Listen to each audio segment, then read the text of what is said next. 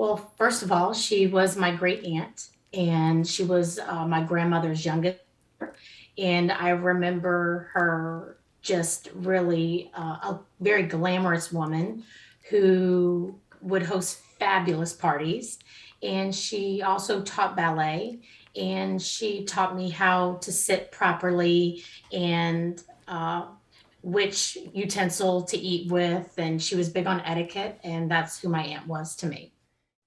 Well, I didn't know so much about her history until much later in life, but I did know that I knew that she was connected with glamour, and I knew there was something.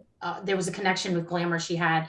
I saw her in black and white photos with all of those different poses that were really elegant, and even Aunt Shirley in her 50s, when I really knew her, the way that she presented herself was so uh, loud in a way, but at the same time, very, uh, I don't want to say elegant. She had class. She had star quality, star power, the way that she presented herself.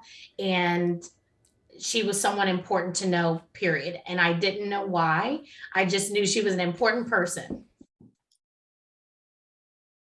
I learned a lot of that later in life. And while my sister's involved with this project, she came to my home in Atlanta to do some interviews with Clarice. And she brought back a lot of old photos that I'm still finding out more and more about Aunt Shirley and her legacy. It feels like there were two different Aunt Shirleys in a lot of ways.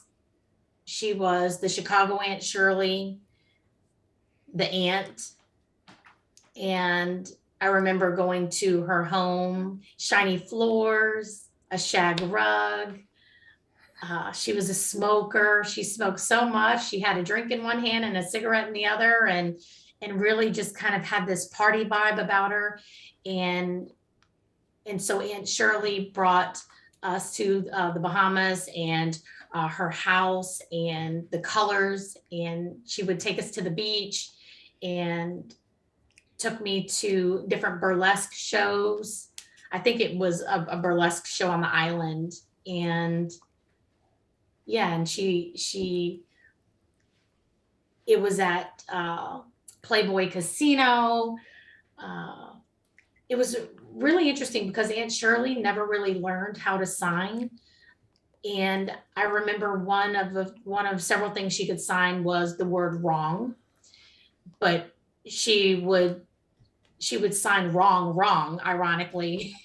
And that's how she would sign it. And she used a lot of that with me in the Bahamas. And we would stay in the Bahamas for the summer month. And during that time, my aunt saw an opportunity to have some one-on-one training to fill in what I didn't learn at the dance school. And so it was training more so about etiquette. And she would really set up these really fancy dinners at home.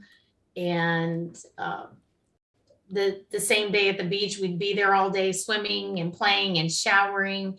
And then she would make sure that I showered using really nice smelling soaps. That was very important to her, specifically a green soap. I can't really remember the name.